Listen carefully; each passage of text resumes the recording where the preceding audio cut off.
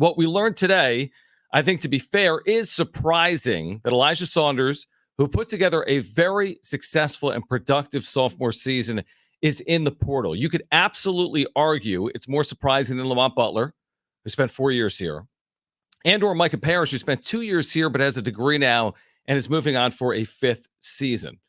So while it may be surprising that Saunders is in the portal, and by the way, I'd caution Aztec fans, before jumping to conclusions, we don't know the reason as to why. They don't all fit in one box. It's not all NIL. It's not all playing time. It's not all role. I don't know all the circumstances around it, but I would be careful before I generalize this, okay? But I would just say this. While it may be surprising Saunders is in, it also should be the least surprising thing in the world if you've watched how this plays out, both locally and nationally. 2,000 players are now in. 2,000 players are in the portal. There are 350 teams. You do the math, it's an average of 6 players per team. It has not dodged programs like Duke or Kentucky. Kentucky had 10 plus in because of a coaching change. Duke didn't have a change. They have 7 in the portal. Now San Diego State has had multiple players enter the portal. This is the world we're living in. It doesn't necessarily make it easier. We don't know what the other side looks like. But while it may be surprising, you shouldn't be surprised if you've been following this like I do. I hate it. That's fair too. I hate it. The timing of this is not ideal at all. It just could not have happened at a worse time, it feels like, because with the transfer portal closing on Wednesday, teams are starting to hopefully finalize some things. Obviously, there's still a lot of players in the transfer portal. There are. But, you've already seen Nick Boyd transfer here. You've had a couple other transfers here at San Diego State. So with, Lamont leaving and Micah leaving and now presumably Elijah leaving, I don't know if Dutch last week at this time was thinking, oh, we need to go out and find a replacement for Elijah Saunders. Maybe he was, but I don't know how sudden this was. I don't know if when Dutch got the call, he was surprised by it, or if he wasn't surprised by it, or if it has to do with NIL, if it has to do with the Mesa. I don't know what the factor is here. Playing time, it's hard to think that it has to do with playing time, because he was a guy that was going to be vaulted into that starting lineup every single game next year with more of a role on the offense now that Jalen Ledee is gone. He started 21 games this year, I believe. And then he went to the bench and they kind of made a switch for Jay Powell and everything. And he played really well off the bench. It's no doubt a loss. It hurts. It sucks, because I think every Aztecs fan was sitting here thinking to themselves, all right, Lamont, he leaves, Micah leaves, but they bring in Nick Boyd. I'm blanking on the other transfer there from Middle Tennessee. Jared Coleman Jones. They bring him in. Guath is a guy that we're probably going to see a good amount next year. Miles Heide, and then also paired with those, you have Miles Bird and you have Elijah Saunders, guys that are probably hopefully going to take that next step and be more in a leadership role, being at their 3rd year on the Mesa. And now you get kind of like a little bit of a punch in the gut there with Elijah entering the transfer portal. This is what I would say. All those reactions and feelings, like you said, man, this sucks, or I hate the portal. All of it is fair. I'm not going to tell someone how to feel about it. But I would also say this, that you probably trust the staff. Yeah. One thing Brian Dutcher has done throughout his career is adapt. The sport changes, folks. It just does. The sport used to exist without a 3-point line. It changed the game. There used to not be 3-second violations. It changed the game. NIL, transfer portal, has changed the game. It's an adapt or die business. San Diego State has done well in the portal era. They just have. I mean, look at some of the additions they've made. Now, NIL has changed things. And if you're worried about the future of San Diego State, then support the collectives. It's as simple as that. You've heard, Brian Dutcher told Mark Ziegler, he said it right here with us. If you want to see San Diego State nationally relevant, support the collectives. If you've heard Jeff Smith or J.R. Tolver with us before, they're not just saying it to say it. They're saying it because it matters. Now, I don't know the exact reasoning as it relates to Lamont, Micah, or Elijah, the exact circumstance as to why they entered the portal. But the portal has changed things, but that doesn't mean San Diego State can't remain competitive on a national level.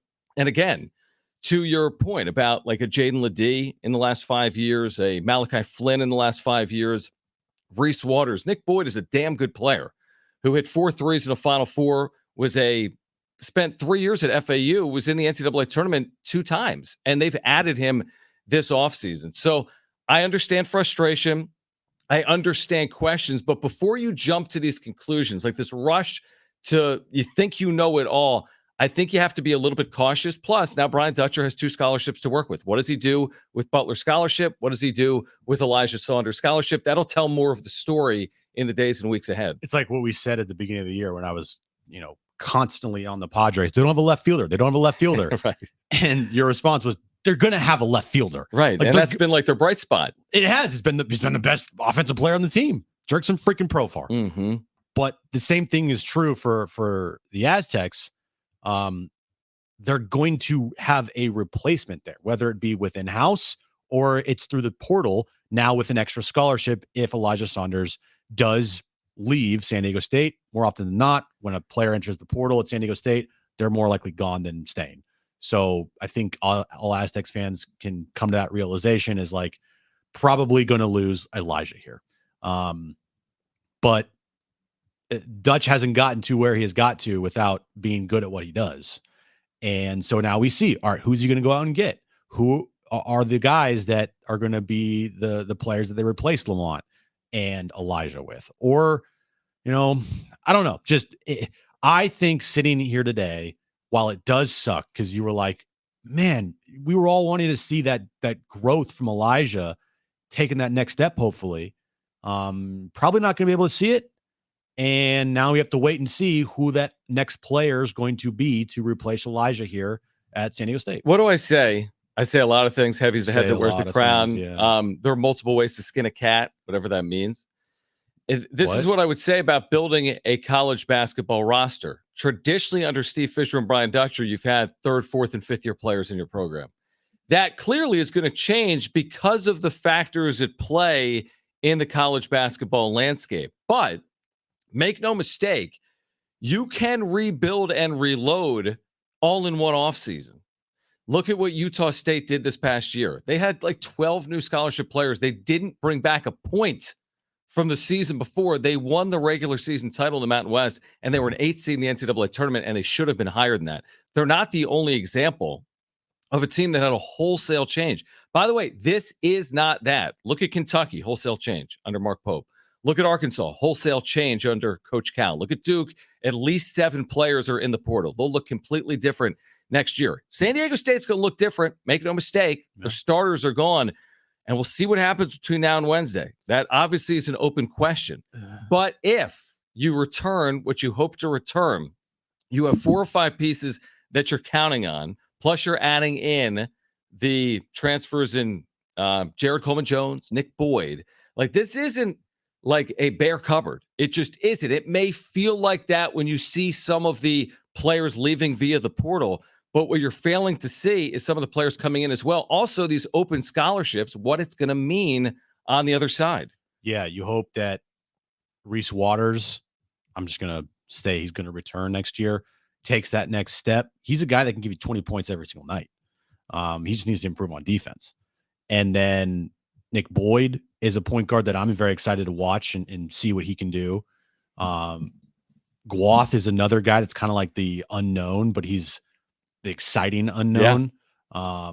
And Miles Bird, we had him on last week, I think, right? We did. And he's another guy that if he can take a next step, you have, and Coleman-Jones, who averaged 11 points, almost 12 points last year and shot 40% from 3. Yeah. He's 6'10". Those guys I just named off, those are also good players. It's not like they don't have anybody. It's just when you're thinking about it, you want to have as many good players as possible. And losing one of your good players, presumably one of your starters, 2 days before the transfer portal closes, it's not ideal, and it does suck. Let's go to Darren, who is on line 3. He wants to weigh in on this. Darren, thanks for calling in. You're on with John and Jim.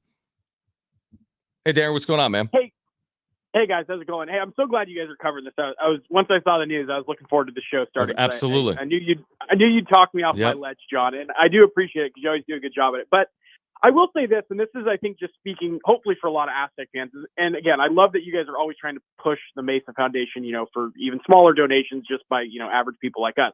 And I think that's awesome. And I think that can work to an extent. The problem is you look at Lamont Butler last year, and I think it was Ziegler who wrote the article in the Union Tribune about that he was making roughly around like $200,000 last year. Every player on the team was making around $50,000, which was, an honorable amount of money. But the thing is you saw what Lamont Butler was doing, and that felt like real NIL. And what the Aztecs had last year felt like what NIL was supposed to be. Sure. The Blender sunglasses. I mean, those things sold out in a couple hours. Butler had his smoothie and the Novo kombucha. They were out in the community kind of showing their, support for these local companies. And then the companies in turn, obviously, were giving them money, et cetera. But now it feels like that's awesome, but we're fighting a losing battle until some either rich donor or rich company steps in, like you're seeing at these larger schools. So yeah, if I log on right now and give $50, that's going to help. And, if a local small company steps up, that's going to help.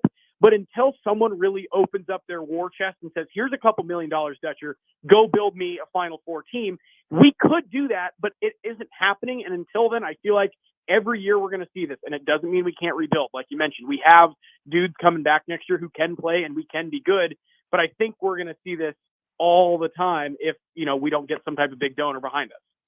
Darren, great call. We can react to that coming up between now and 6 p.m. One thing I will continue to say is trust the staff and trust the process. That's what I would say if you're an Aztec fan out there and you've seen some of these portal losses that San Diego State has quote unquote suffered over the last handful of days. I would trust the staff in that regard.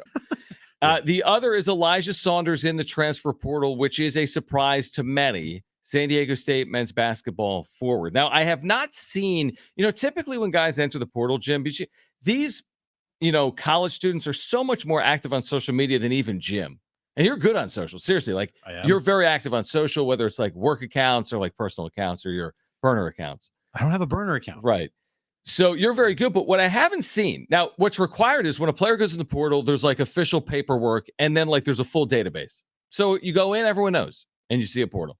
What I haven't yet seen is any type of acknowledgement from Elijah Saunders.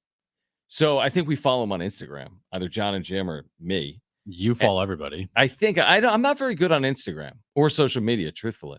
Okay. But my point is, I haven't yet seen Elijah Saunders acknowledge it. That doesn't mean he's not in the portal. He is. We saw the paperwork come through earlier today. So are you curious at all? Or are they all kind of boilerplate, cookie cutter? Thank you. I have 2 years of eligibility remaining and I'm looking forward to the next opportunity. Or could it provide some type of explanation potentially that Aztec fans are seeking, or you're not expecting that? I would not expect that. It's all cookie cutter. Whatever the reasoning is for Elijah to enter the transfer portal, I don't think we're going to be hearing it from Elijah. Hey, I entered the transfer portal because I want more money in the NIL. Okay. It's very, open and upfront, but I don't think that's the case. Mm-hmm. Hey, I wanted to get more playing time. Well, that doesn't really make sense because you were going to get a lot of playing time this upcoming season. I didn't like the coaching staff. You're not going to throw the coaching staff on the bus, I feel like. Plus, Dutch has never had any players come through that has done that. I don't know what the reasoning is. I don't think we're going to find out the reasoning. It's going to have to be through reporting that we maybe find out later on. But whenever he announces it, it's just going to be thank you for my time here at San Diego State. Thank you for the memories. Love Aztec, fans, and I've now decided to enter the transfer portal. The one thing we said earlier that I want to make sure Aztec fans are aware of is that, this is the new world. We all understand that. You've heard me say that a million times. But the thing that we sometimes don't recognize, it's kind of like we've talked about this with poker. You remember your big losses. You don't remember your big wins.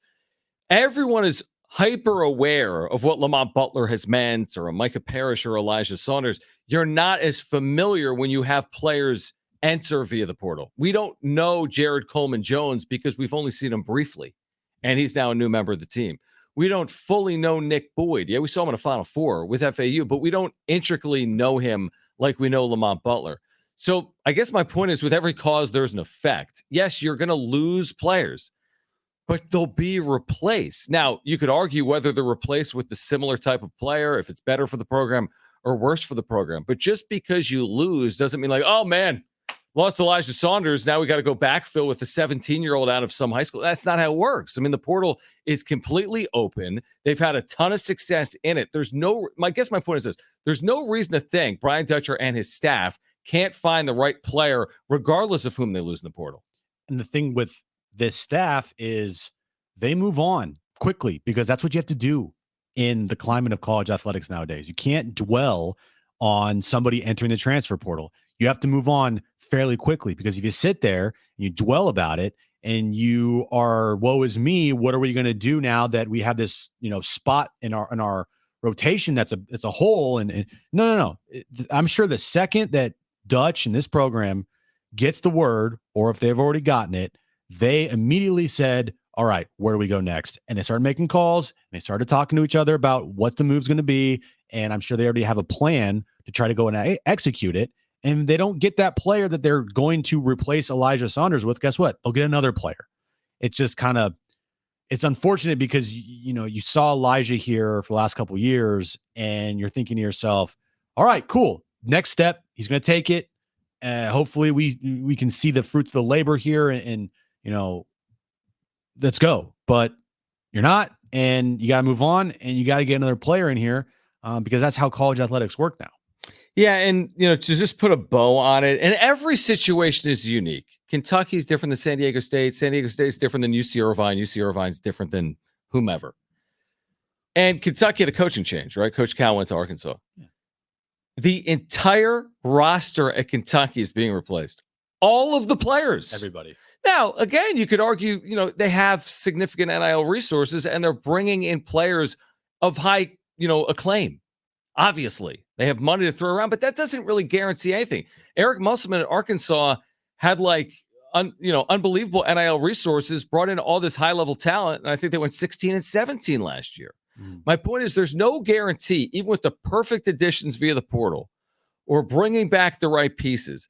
I'm more trusting of the staff and the system and the scheme than I am of anything else. Brian Dutcher has proven time and time again for 30-plus years that he can produce a winning team.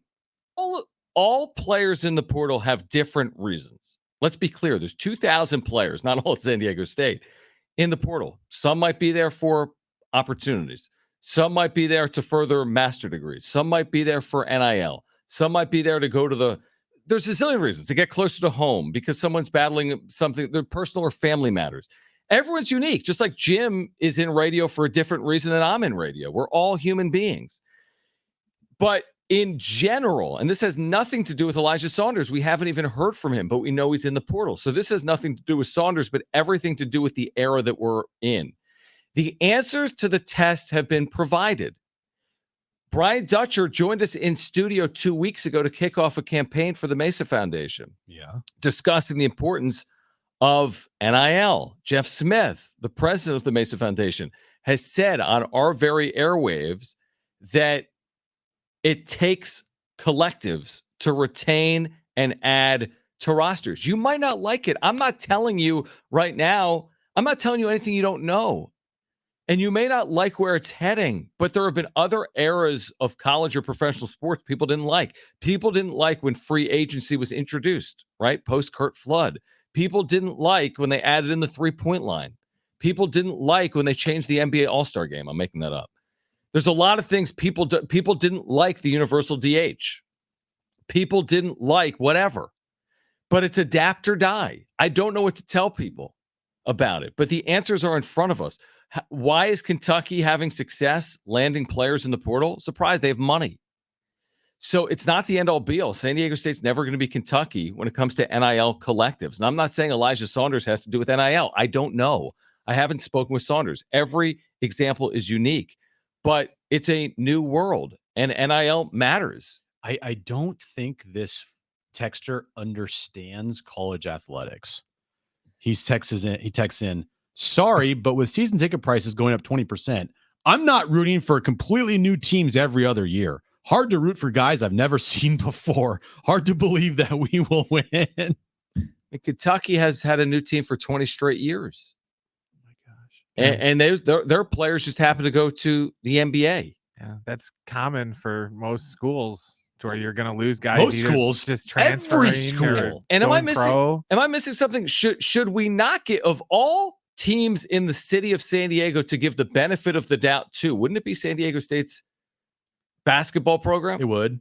I mean, I'm done. They were in the national championship and then a Sweet 16. I can't deal with this. What are you talking about? Yeah. They haven't even finished out their roster for next year. What can you not deal with? I understand being frustrated as a fan. We all have been there. I didn't like the Juan Soto trade. There's still 40,000 people going to Petco Park. Yeah. I think majority, though, of Aztecs fans know this is how things work. And if Elijah leaves, if he officially enters the transfer portal and he leaves, yeah, everybody will be bummed out. But guess what?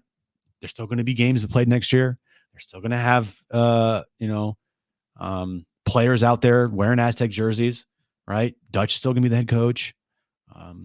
Life, like, things move on. Right. Elijah Saunders was a nice player. He was a guy that was going to be put into Absolutely. a bigger role this year. But guess what? Things change. All right. It would have.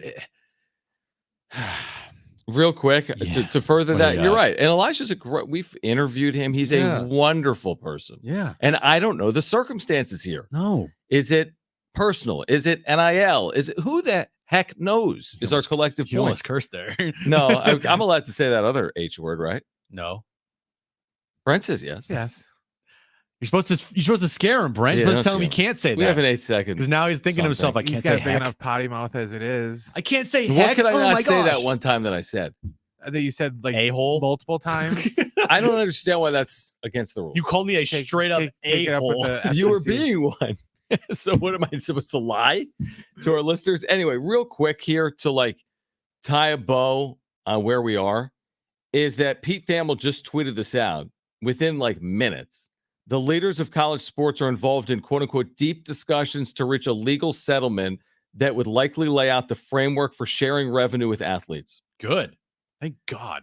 So that's the future. It's not today. It's not tomorrow. There's all types of lawsuits going on surrounding the NCAA, but we're trending in that direction. I don't know what that's going to mean either, by the way. I have no idea. But don't you think that'd be better for the college athlete if the revenue between the schools is split and given to the players instead of having to go through, the NIL foundations and that's like the only Right. resource to get these college athletes money? I'll be honest. I don't know, because I don't know what it means for the universities and the athletic departments, and I have no idea. Like I haven't done Like a the cut of research. TV. I don't know. I don't either. know. I really don't know. But anyway, I mean, that's where we are. This stuff is evolving at a very, very fast pace. I wish I had more for Aztec fans, but as I said earlier, and I'll continue to say, I trust the staff. I trust the process. I just do. Yeah. I just do in this, and I'm seeing the forest through the trees, and that's how I'm going to go about it. But I can't tell other people how to be a fan.